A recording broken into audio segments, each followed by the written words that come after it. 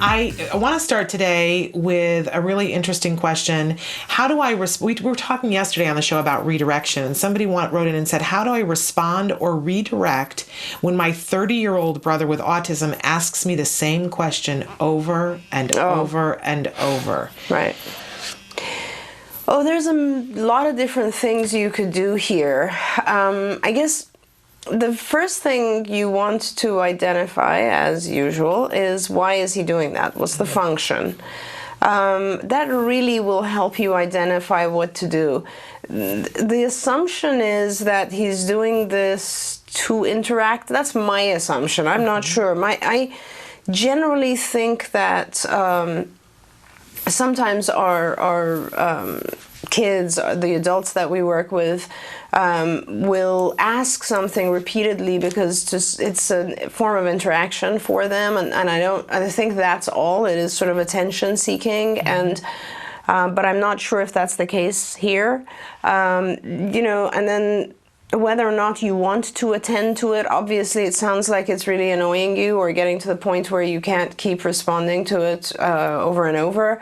So the answer to that is you ignore it. Now, that is extinction, and with extinction, when you ignore it, it will increase before it goes away. And the reason for that is that from the individual's perspective, who's repeating the sentences or asking the same questions, they're wondering why you're not responding. And so they will keep asking again and again and again, and before they realize there's no answer coming. Now, having said that, I don't know the level of interaction. I don't know your brother's functioning level. A lot of times I hesitate to do that because I don't want to cut someone off from any form of social communication. It just depends on how much other social communication there is. Mm-hmm. So preferred method might be, depending again on this individual's level of understanding, a preferred method might be to start to really shape up the behavior that you ask once. Now, that would be relatively easy to do if you have the ability to show a visual cue. Mm-hmm. So, for instance, let's say your brother asks a question, and you would just very simply perhaps write out the answer or say the answer one time and just hold your finger up, which means one time I'm going to say the answer, and then after that not respond anymore. This will take a little bit longer than pure extinction, but I think your brother will probably catch on depending on, again, his level of understanding. That's one way to do it. Visual cues in those types of scenarios help. And really, there's a lot of other things you could do. It just depends on the type of, the level of functioning. So like sometimes our kids would ask questions out of context, or they would have repetitive verbalizations or so on, and we would then automatically engage them in other conversations so that the other conversation would replace this behavior, and we would make sure to engage them in other conversation outside of the schedule of this behavior. But I can't answer that. I can't guide you because I don't really know the level of functioning. I don't know the length of sentences. Does he ask a variety of different sentences? Or questions? What do they have to do with? Perhaps it's on a particular subject. Perhaps you can change the subject. So it's sort of a difficult one to answer. Yeah. But if you talk to a behavior analyst on this one, they should be able to give you a lot of different types of feedback on this, because generally it is thought to be more attention-seeking behavior, and there's a lot of different things you can do to eliminate the specific behavior of repeating, but not eliminate the behavior of asking questions appropriately. Okay. I'm just thinking about, this is something that Jem has done periodically. He'll go through a period of time where, and it might just happen an isolated event and then not happen again for weeks, but he'll ask me the same question again. And one of the things that I started to notice with some of the questions that were being asked of his team when he was younger was, because they would always say, well, when is it happening? What's the question? What was happening right before? Those kinds of things that you guys to ask. Identify the function. Right. And what I started to piece together for Jem was that he was asking something like, can I have dinner? And I would say, we'd be in the car driving to go home. And obviously I can't cook dinner right here in the car, right? To me, that's, that makes total sense. And I would say to him, we're going to be home in a little while and then I'll start dinner and you can have dinner in like a half an hour. And so maybe, 20 seconds would go by and he'd say, can I have dinner? And what I started to realize with all the things that he would do was that there was a level of anxiety for him, that he needed something and he wanted it right then. And he wasn't getting all the context of, I'm driving the car, I can't do that, I like that. That's amazing. That's awesome. That he had a need and he didn't have other words to say to me, no, but I'm really hungry right now. Right. And, so and his state hadn't changed. So he's going to keep asking the question. Right. And there's two really important aspects to what you just described. And let's talk about this because it might also help the viewer who wrote in. So one aspect of it is, and I find this to be true in general for the vast majority of our kids and adults, the concept of time. So there is no, and this is true of all typical kids as well, time doesn't have meaning when you're younger, when your understanding is limited. It doesn't have any meaning. So when you say something like, we'll have it in a little while, or once we get home, or after I cook it, or all this sort of stuff, a lot of that doesn't have meaning. So the person is thinking, okay, but like, when is that happening?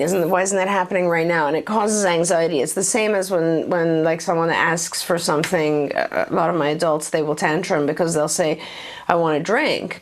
And then their caretaker will say something like, okay, just a few more minutes or soon or something like that. And my guy is like, I want a drink. Like, you taught me to say I want a drink, and now you're not giving it to me, and I don't even know what this other thing means.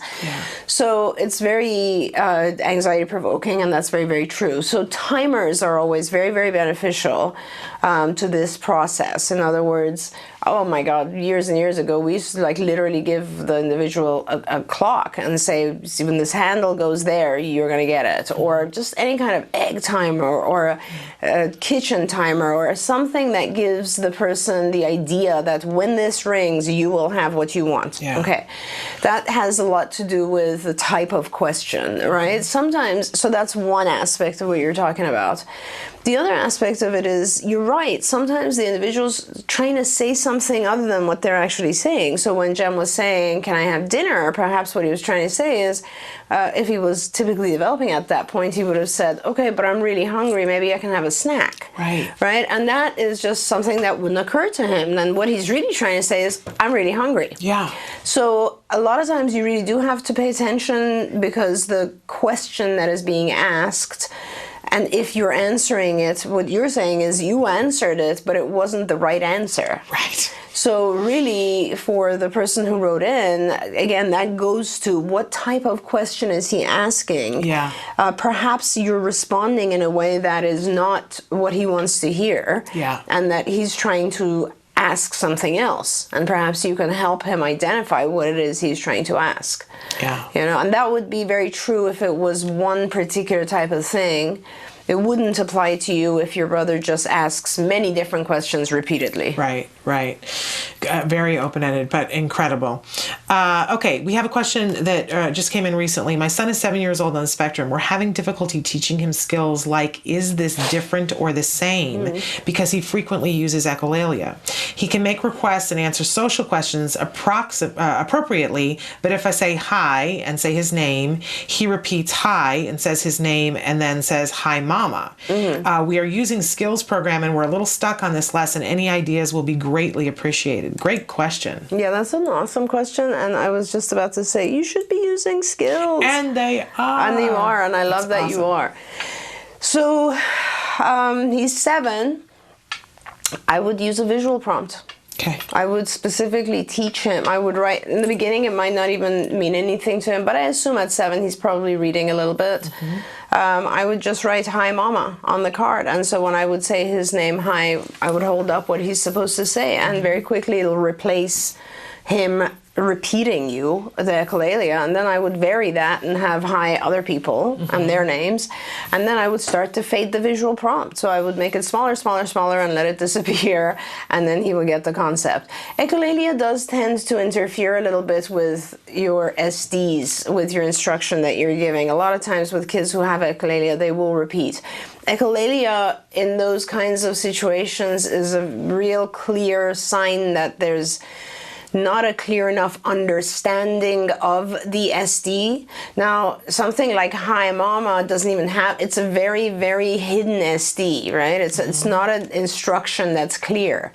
Okay. It's not, it's not like touch this. It's I want you to actually respond to me when you hear what I'm saying. So it's a very covert SD. Okay. So that's a hard one. Same and different. Let's see. So I don't know which phase of same and different you are. I'm trying to imagine how he's echolalic on Right. this. So you're saying, because it's not a receptive, because if it was receptive, there's not going to be any verbal response from him. So it's got to be an expressive level of the lesson, which means how are they the same? I don't know where you're at, which SD you're at. Because essentially with same and different, you have, show me two things that are the same. Right. Show me two things that are different. Which one is different? And maybe that's where you're at. Which one is the same? Okay. Again, with all responses that you expect from him, write it out. Okay. Even if he doesn't read it, by writing it out and showing it to him, he over and over, he will get sort of like sight reading. He'll learn it. He'll memorize it. And the other thing is you can also just have your fingers up, like for a number of words that he's supposed to say. Okay. So like, the birds are the same. Like show him that he can only say that. Okay. A visual cue is incredibly helpful when you have a child who has echolalia, because they're not hearing anything Right. to echo. Right. They're seeing, and then that is the cue for them as to what they're supposed to respond. Okay. It's occurring to me that I don't know if it was you or somebody else. I Go apologize. I just thought of something. Is go to the IBT site and look at the visual modifications module. Wonderful. The visual modifications module is something like that. Visual modifications, I think it's called, will give you a billion ideas of how to use visual stimuli to prompt responses. Okay, great. Because I was just thinking we should make a video about, because I How know to do with pronouns, you end up having to do it because you can't say me, because me means you. Right. And so you have to, so I was thinking we need to have a video, but of course IBT has a video, which is wonderful. Yes, they do.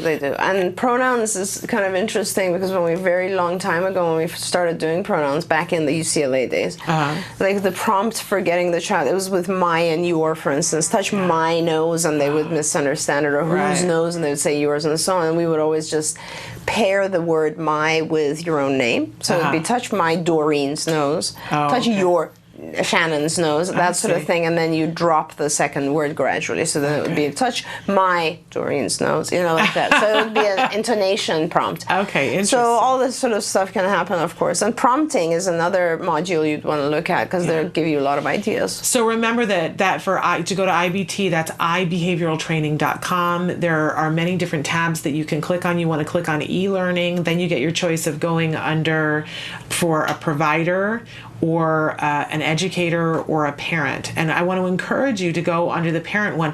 You have access to the other ones. And if you are moving fast, you can absolutely go and look at those other ones. But it's graduated in terms of the level of jargon and the level of difficulty of understanding. So start with the parent one. And if it's really easy for you in the parent one, feel free to go into the educators. It's not that anybody is, you have to have a code or anything like that. It's open to everyone.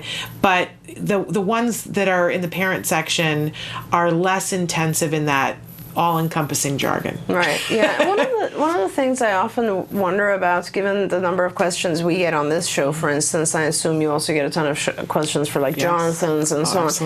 I wonder if parents, particularly parents, I've thought about this in relation to skills a lot, but in general, I don't know if this would be a service that would be helpful to parents, where especially if you're on a skills account, if you're a skills user, like I can access your account if you give me password or so on, and I can quickly look and see exactly what your child is doing or not doing and what they're working on and how their data looks and all of this. Then I could guide you on, I could literally say, this is what you should be doing, here's some techniques and so on and so forth. I don't know if that's a service that parents would really find valuable. I certainly can try to put something like that together for skill users, and maybe since we do have a lot of skill users on this show, perhaps parents can write in and tell me if they would find it valuable. Not someone that regularly guides you, but someone that you can just call out to when you have questions or issues or things of a like clinical this. nature, because there are technical support already for skills, but if you wanted, just I don't think we provide the clinical aspect. I think we did intend to, but I'm not sure if we ever have. I believe that there are some clients who are paying for a certain amount of supervision, but it's more intense. I think what you're talking about is the ability to call, once a month number, whenever. Right, whenever you need to be able to call and say, hey, I have a clinical question. Exactly. I can definitely see the benefit of that, and we'll hope that if you're watching and that's something that you'd be that it would be interesting for you, that it's something you think you'd be interested in, write back to us and let us know if that would be useful to you. I think that's a wonderful idea. I think this is an ideal time to take a break. Great. And then we'll be back with more questions for Ask Dr. Doreen. Stick with us. Welcome back. We are here with Dr. Doreen Granpeesheh, a true expert in the field of autism. I always like to say a visionary, because that really is what describes you in the field of autism. And she is answering your questions right now. You can be writing in on our live feature at autism-live.com. There's a box there. Put your cursor there, type away, hit enter, and you can be talking with us as well. Now, we had a question that came in last week while you were gone, and it's a bit of a mystery, so I'm hoping that you can solve some of this for us. Somebody wrote in and said, I live in Maryland, and my son, now 2 years and 3 months, was diagnosed with ASD at 20 months old. We started ABA on his second birthday, so he's now 3 months in. His cognitive function is age appropriate, 24 months at his last doctor's visit in January. How do I know when an ABA program is intensive? That's her first question. I've been doing my research about skills, and it seems intensive, and I love the different domains. Is the skills that is available online the same skills that is used for therapy conducted by the BCBAs at CARD? My son was diagnosed at CARD in Baltimore, Maryland, but there was never any mention of skills. Is skills available at CARD in Baltimore, Maryland, perhaps under a different name? And thanks in advance. Now, I will tell you that I wrote back to this mom and said that we'd be talking about this, but I also said to her, I said, I can answer it quickly for you that all of the CARD offices use skills. Yeah. And that it is the same card that the BCBAs at CARD use as what parents use when they log on. It's exactly the same thing. And there's a lot of issues in this. Right. Yeah. But I said to her when I wrote back, I said, now you said that you went in Baltimore. Right. I'm assuming that you mean that you went to the Alexandria, Washington office, which will service people in Baltimore. And she wrote back and said, no, I went in Baltimore. And I said, this is a problem for me because there is no CARD in Baltimore. Right. Now she wrote back and said, what are you talking about? I went to Johns Hopkins at Kennedy Krieger Institute. Yeah. And I said, I don't think we're talking about the same thing. So can you shed some light for us on what the disconnect is? I'd be happy to, and then I'll answer the parents' questions as well. I actually do hold the copyright on the CARD name and the Center for Autism and Related Disorders name as well, and the trademark on it. And this is ours, and it has been forever. Literally, I've owned this name for 25 years, 24 years, I think. The CARD at the at Kennedy Krieger, which I think was headed by Rebecca Landau. I'm not sure who the head is right now. And Kennedy Krieger is a part of Johns Hopkins University. And therefore, although our lawyers did notify them when they opened, that they should not be using this name and that it will cause confusion, which is really that's the issue with trademark and copyright, is that you shouldn't use other people's names, because if you will be causing confusion. Clearly it is. In this case, yes. But unfortunately, the lawyers for Kennedy Krieger Card wrote back to us, to our lawyers, and said that they are part of the Johns Hopkins University. When you are part of a university, a private organization can't touch the university. Like, basically, we don't have any control over that, and they could choose to continue to use this name, which they now have for about 10 years, I think. Okay. And also, Johns Hopkins obviously has been in place since the 1800s, and so there's nothing much we can do about it. Now, this situation also occurs in Florida, because the University of Florida system owns a card as well, and that is Center for Autism-Related Disabilities, but they do refer to themselves as CARD, and that has often caused a lot of confusion for families as well. We're hopefully going to be opening in Florida. I'm going to take this on. Like, I'm happy to open in Baltimore as well, and just, like, cause them confusion rather than the other way. Now, so that's that, and I wish that, we've had the name for such a long time. I wish when they first opened, they would have considered our attorneys seriously, but unfortunately they didn't. And Kennedy Krieger does a lot of good work, and I would not want to in any way hinder their very good work as well. So, but that's where the confusion lies. That is where the confusion lies. Now, if you go to so now going back to your original question, everything that is on Skills is exactly what we do. Okay, so every single supervisor at CARD, BCBAs, have their own accounts, and on their accounts they have multiple children, 10 or 15 children. So you as a single user will have one account, and any supervisor at CARD has somewhere around 15. Some of them have 20, 30. It depends. If you're a regional person, then you'll have 100 or so kids that you can access and see their files. I obviously have access to the files of every single child who's a client at CARD anywhere, so about 2,000 accounts. Right.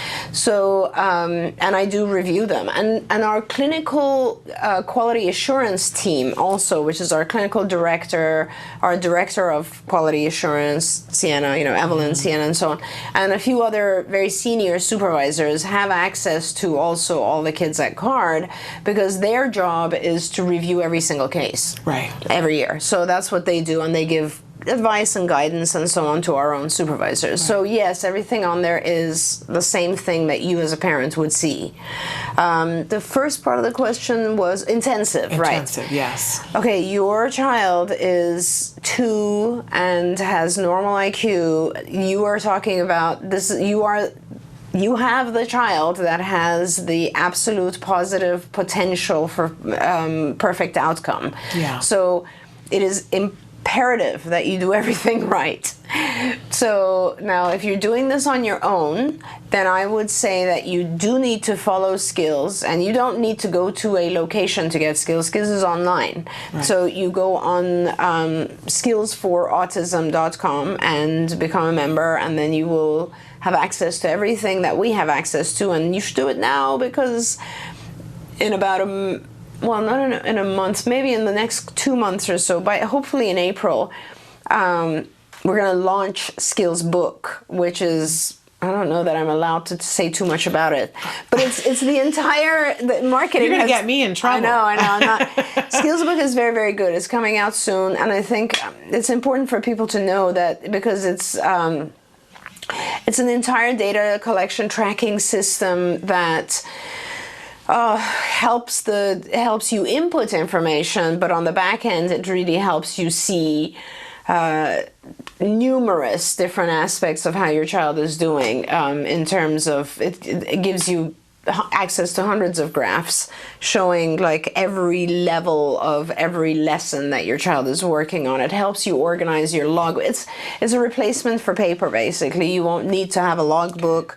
You'll have pretty much everything. It's a fantastic system. So that's coming out, and if you're a member, you will have access to that. So I really suggest you do this. Please do an intensive program. An intensive program is generally anything over 25 hours. When you have a 2-year-old, 25 hours, if you can spread that over, let's say, 6 or 7 days is pretty reasonable to do. We're talking maybe 4 hours a day, 6 or 7 days, 3 to 4 hours a day. And with a 2-year-old, you're going to take a lot of breaks. And the sessions will be shorter. So the sessions should probably not be more than, I don't think my 2-year-olds can handle more than an hour and a half at a time. Okay. So I do an hour and a half, then have an hour break, then do another hour and a half, that sort of thing. And if you do 7 days at 3 hours each, you're doing fantastic. And then as your child approaches 3, I would increase those hours. I'd add another session to each day and get closer to 40. I know that a lot of research and people say 25 and 40 is the same. Let me just tell you, I recommend what I would do for my own child, and I would be doing 50 hours. And this is what I've done for the royal families of people in the Middle East and anyone who can afford it, because we've also published on the case that on the issue that the more hours, the faster. So if you do 50 hours, guess what? You're going to get through it faster. Your child will get through it faster. And you want your child to get through it fast because the concept is whatever happened occurred before this age, and your child now has the ability to catch up. Yeah. And the sooner you catch your child up, the sooner he or she can just kind of join back regular society. And a lot of my kids don't even remember the early years and what was going on, and their parents are the ones that kind of remind them. So I really do recommend that you hit it hard and go for it. And if I may make a suggestion, you are in Baltimore. I believe we serve Baltimore. It's always easier to have a supervisor. If you have a supervisor, obviously at CARD, you're going to just go pretty smoothly. Even if our Virginia office, our Alexandria office doesn't cover Baltimore directly, I know Remote Services does. Right. So obviously, either way we can cover you. We would give you a supervisor who would see you and your child regularly and would help hire people in your local area. If you're a CARD patient, you're going to get insurance coverage. I mean, that's another positive aspect. I don't know who's covering you right now, but you should get insurance coverage because you're going to need this intensity for a couple of years. And so, but please, whatever you do, make sure that you're hitting it hard now and that your child's moving along the whole way. Yeah. And deal with other stuff too. I get very controlling when I have the 2-year-olds because I want to give everything I can tell them right now, Make sure your child's health is under control. He or she is doing whatever dietary things they need to do based on testing, sleeping well, make sure they're getting nutrients. If there's other health issues, take care of those. Autism should not accompany those. People tend to ignore other health issues just because you have a diagnosis of autism. So, yeah. And the only thing I would add on top of all of that is that I keep hearing from parents who are saying to me, well, my 2-year-old only had, they're doing great in terms of this, so everybody's telling us we don't have to be as intensive. Yeah. If your child is doing well, just keep doing it. Do more. Yeah. Don't let them cheat you out of what your child needs because your child is doing well. Right. Like if you have to crochet that on a pillow or hang it on your bathroom mirror, because there are people who I'm sure have good intentions, but who don't really understand how to get this done. Exactly. And we're sitting here talking with somebody who does know how to get it done and who's been getting it done for a really long time. And you heard her say you are in a really good place. You're optimal. Absolutely. Possibility to, as I'm saying, get it done, which is that your child will in a couple of years be indistinguishable. Exactly. And that's why it just really fires me up when I talk about. I'm happy to see you. If you want to fly out here and bring your child, I will be happy to do an evaluation and tell you exactly what you have to do. But please, don't slow down because he's doing well. Don't listen to anybody else. Just do what I'm telling you to do, because you really do have a lot of options. Absolutely. Great. And good luck. Advice. It's going to be a fun journey. That's the other part of it, is like once you go intensive and you're working with a 2-year-old, oh my God, it's fabulous. It's fabulous. Exciting. It gives me goosebumps thinking about it, because every other day the child is changing and bringing like their personality and their character to it, and it's fabulous. It's fun times. Very exciting. All right, we're going to take another break and be back more with Ask Dr. Doreen after these messages. Welcome back to Autism Live and to Ask Dr. Doreen. We are here with the wonderful Dr. Doreen Granpeesheh, who is answering your questions in real time. If you have a question, autism-live.com. Every Wednesday, go there and pose your question on that feature that's there, the white box, totally free. We also have other ways that you can get in touch with us. You can pose your question on our Facebook page, or you can send it in via Twitter. Lots of different ways. So we have a question from a parent. It's kind of lengthy, so I'll try to go through this quickly, but it's on Facebook. Hi there. I was just wondering if you have ever heard of anything about pushing more people to communicate the same way as them. I see and hear lots of people say parenting is hard, and I know for a fact it's not. Trying to have your own life and being a parent is hard. You have to pick one. I'm sick of forcing my children to mold to society. It would be nice to meet them halfway. Everyone can do it. My 3 autistic boys, a baby, and even animals can understand each other. We just have to use the one language we all share, and that's body language. Every time I bring up how well we communicate with my ABA person, they say, well, we want more people to understand them. What they don't get is that they do. Just think if someone says sorry, that's them trying to get out of trouble the easy way. My kids don't want to hear that noise. They want you to show them that you're sorry, to hug them, and mope around, and don't try to use your mouth for nothing but eating and playing. To use your mouth to speak and to someone, it means you're only trying to manipulate them. Just please tell me if there's anything like that. If there any therapy out there that just espouses. I don't think there is, and I get what you're saying. I actually, what was the first part of what you read? It was exactly something I was thinking yesterday as I was walking to work. About the body language that people can understand? No, it's fine. I mean, I totally understand where you're coming from. And, I think it was something about just like, meeting halfway with our kids and with society and so on. And I think that's kind of what I see happening anyway, to be honest with you. So let me go back, and you shouldn't be doing ABA. Like, if you're doing ABA, you're wasting your time, and the ABA provider is just charging you. I mean, I don't know why you're doing ABA, because ABA is very, very different from your theory of life. It's completely different. With ABA, you look at, I mean, after all, ABA is based on behavioral theory, right? And behavioral theory comes from the whole concept of the individual is a box, is a black box. We don't try to see what's inside the individual. We try to, pure behaviorism, very, very pure behaviorism, says, I'm going to manipulate the stuff around this box, and I'm going to change how this box behaves. And that's literally core behaviorism, going all the way back to history of behavioral psychology. Now, of course, things have changed, and, people are much more understanding of human nature and cognition. And we, for instance, at CART, as you know, Shannon, we write a lot about how changing environmental factors and so on interacts with cognitive stuff, what's inside the box, and therefore has different responses. And you can also mold cognitive and personality experiences, and all that sort of stuff molds the environment as well.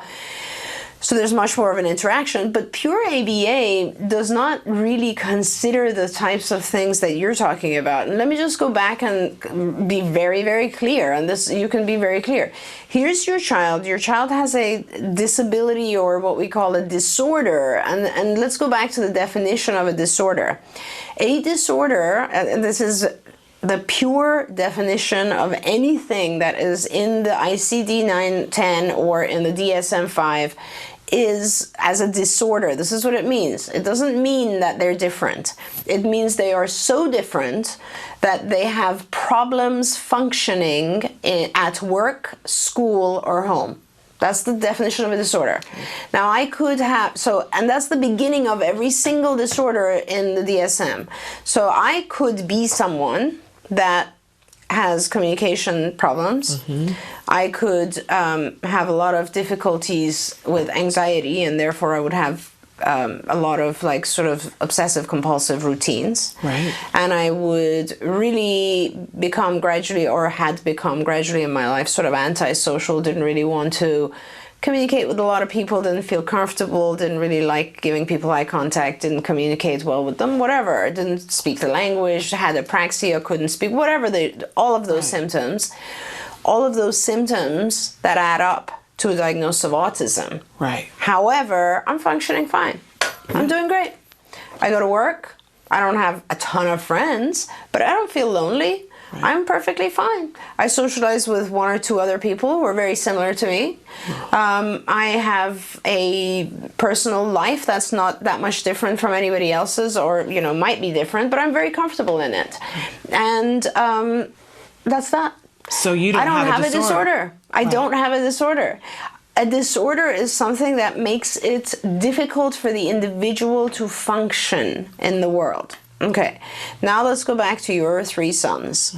You have 3 children, and at this point in life, I don't know what their ages are, you have produced an environment that allows them to communicate with each other non-verbally and in whichever manner they do communicate, and it's working.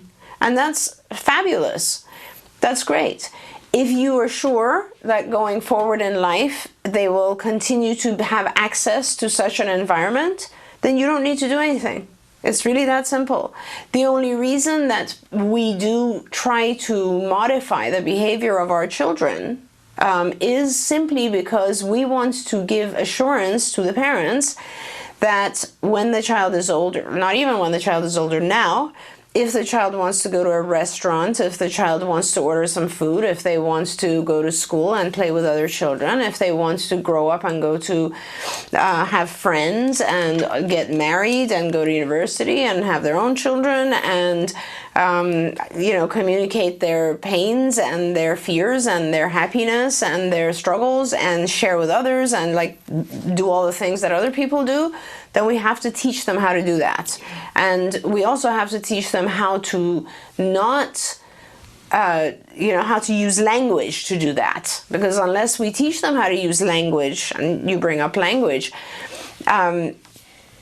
if I don't use language to do that, then I'm already limiting their interaction with the world, because that's how the world interacts, right? Now, if the world was non-vocal, then it would be a different thing.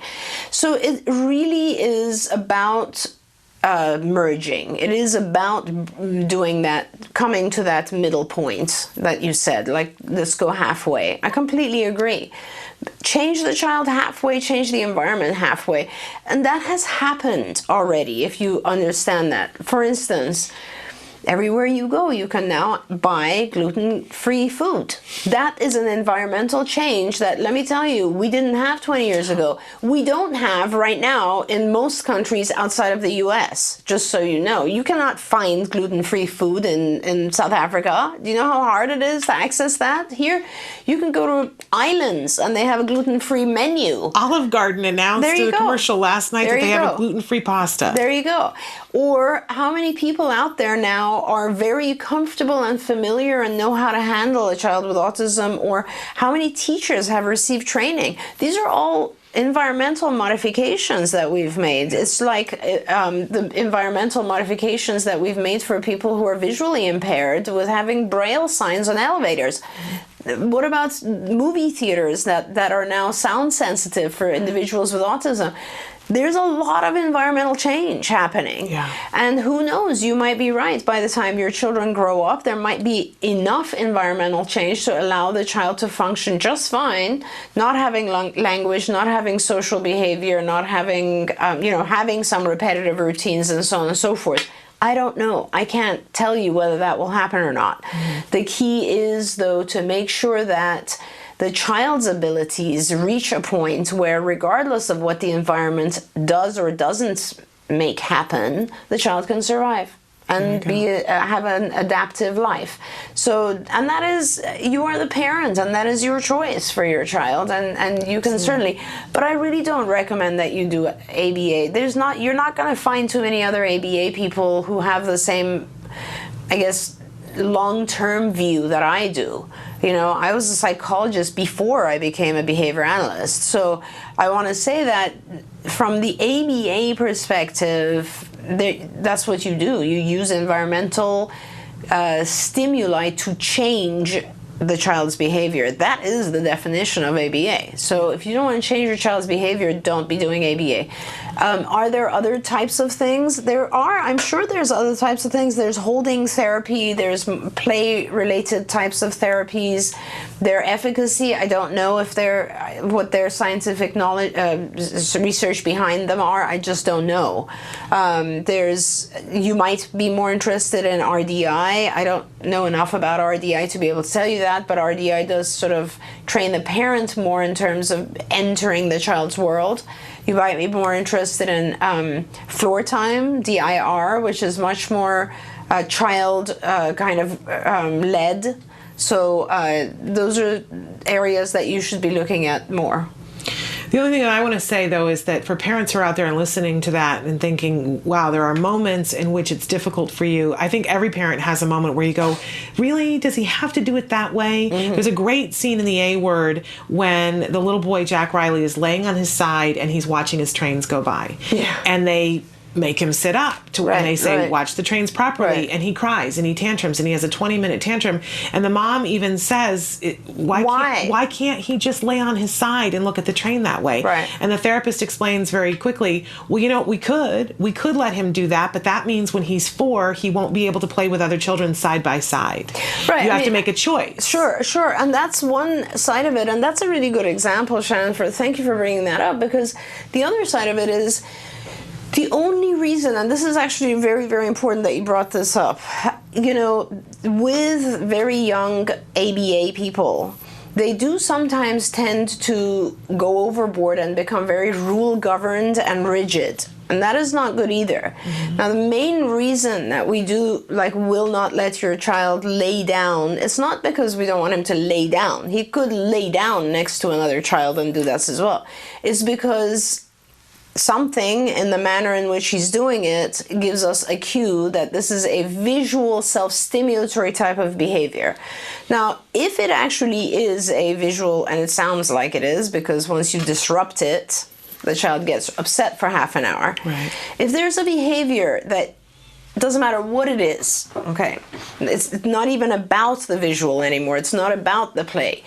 Anything that a child will tantrum 30 minutes or 20 minutes about, if you stop them, that is obsessive in nature. It has now become like an addiction, which is what self-stimulatory behaviors are. So therefore, your child is lacking flexibility. And if I cannot help your child overcome things like that, that means he or she will prefer for the rest of his life to do visual self-stimulatory behaviors, during which time he's not learning from the environment. Right. That's the key to getting rid of self-stimulatory behaviors. It's opening the world up to them and saying, hey, instead of body rocking, hey, instead of visually gazing at this thing, which I know gives you some level of sensory calm or sensory whatever it is that we don't know yet, why kids do visual gazing and so on, I want you to look at things in the normal way. I want you to stop yourself from doing that thing which you like to do so much and you've done since you were a little guy, you know, because I want you to pay attention to all the other stuff that's going on, and I want you to have a normal visual, you know, response level and all that. That's the key to all of this. It's like, you don't have to change the things that are fine. If you give me a pencil, I'll be playing with the pencil. Yeah. That's self-stimulatory. But you know what? It's not going to interfere with any other part of my life. It's fine. Absolutely. So it's all about that. It's all about how you integrate to the world. This is a great discussion. I want to squeeze in a couple of questions because we're getting close to the end here. How can I help my son transition favorite toys out of his room and into the playroom so that they can be shared with siblings? He's fine cleaning them up and putting them away, but tantrums when they have to leave his room or when they can't leave the playroom and go into his room. Thank you for your advice. It's kind of along the lines of what we were talking about. If you're going to tantrum about something, then it's something upsetting.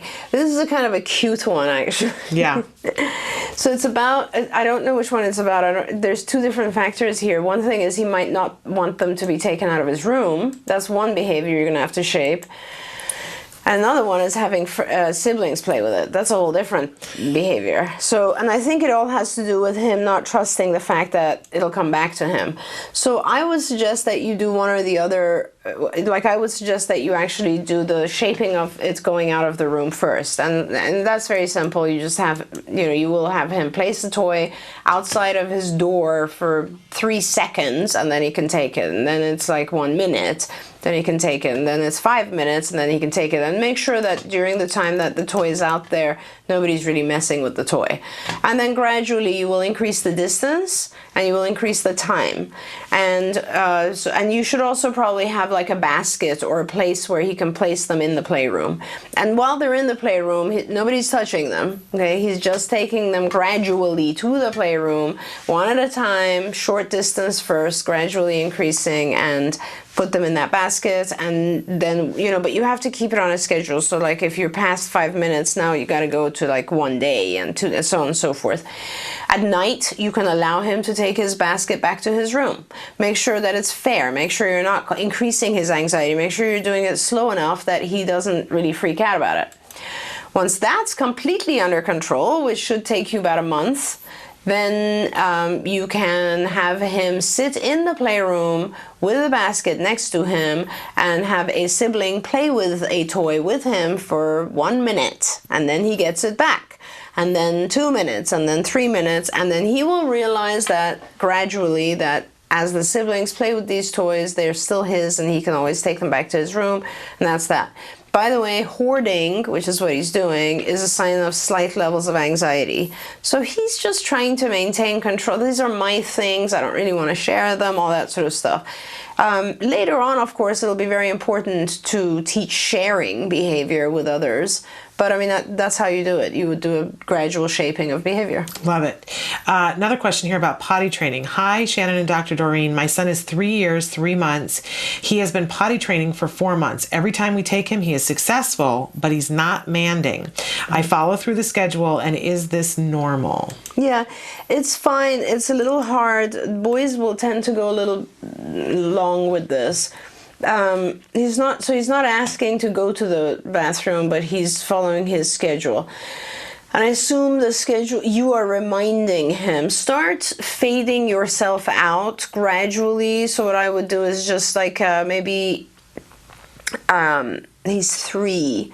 It's going to be a little bit hard. Right now, I would start with you just, instead of saying it's time to go, like you'll say it's time to go to the bathroom, but you'll pair that with a buzzer, let's say, or a little bell, ding, or something like that.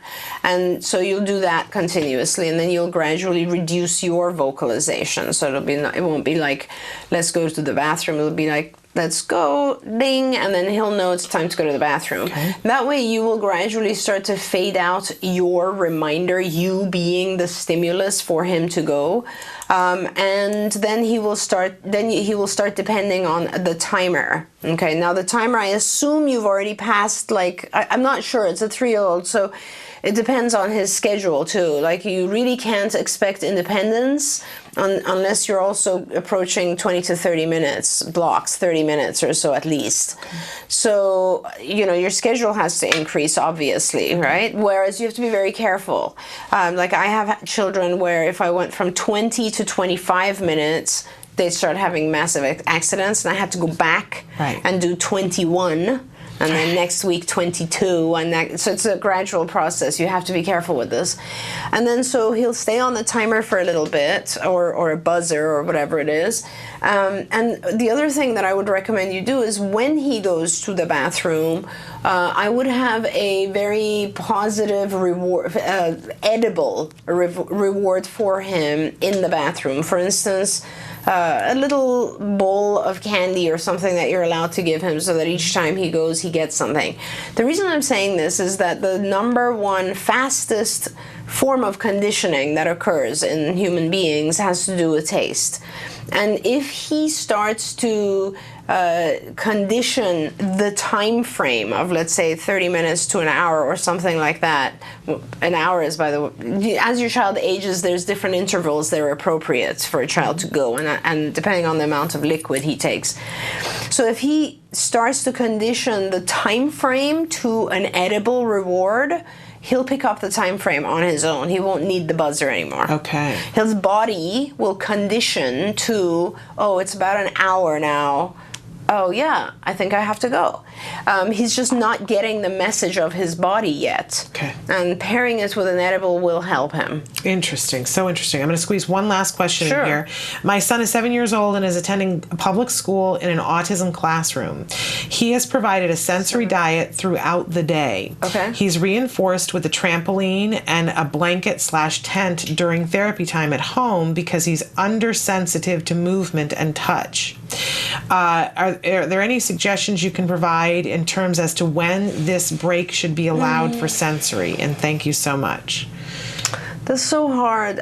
It's just like when my kids are sensory, that is a very minimal amount of sensory, by the way, for a child who has sensory needs. I don't know how frequently he's getting it. I would say with our kids who have tactile sensory needs, when we say they're on a sensory diet, we're talking every approximately 5 minutes or every 10 minutes they get exposure to some sort of sensory. And it's not like, you should have an OT in school who is trained with sensory integration, who can explain to you exactly why they're doing. Trampoline is something that elevates activity level. Mm-hmm. The blanket or stuff like that is something that reduces activity level, or the tent. So I'm not sure if they're trying to balance his activity level. I think you said something about he is non-responsive to... He's under-responsive to... Undersensitive to movement and touch. Movement and touch. I don't know exactly what that means. Under responsive to touch. Okay, maybe he's. I don't know how. Whoever has told you that, I'm not sure what they mean by that. Yeah. I would assume that means he doesn't feel touch as much. He doesn't feel pain, perhaps. He doesn't feel heat. I'm not sure. But I would say, some of my kids. What you're saying is not that frequent. Like some of my kids, literally in their therapy room, we have, boxes of rice and beans and whatever else, and they go to it every 5 minutes as a reward. Mm-hmm. Other kids who need to be exposed and don't like that touch, we are exposing them every, 20 minutes or so. So it sounds to me like you're using sensory stuff as a reward more. I'm not sure. So perhaps you can write in with a little bit more detail, and I can try to help. Great. So if you'll take the opportunity to do that, and then we can address that next week.